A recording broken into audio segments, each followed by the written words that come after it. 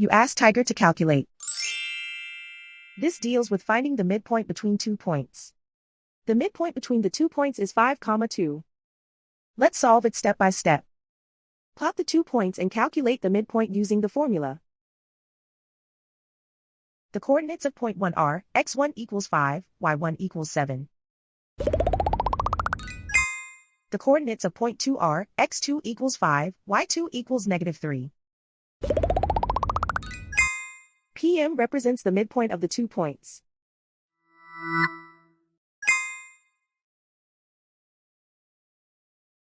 Use the x values in the midpoint formula to find the midpoints x. x1 equals 5.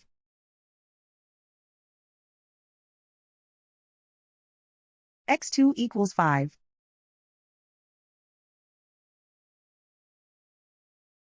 Simplify the arithmetic.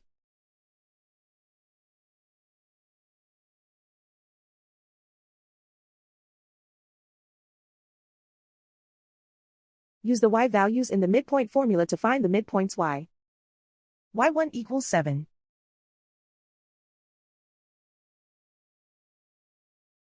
y2 equals -3. Simplify the arithmetic.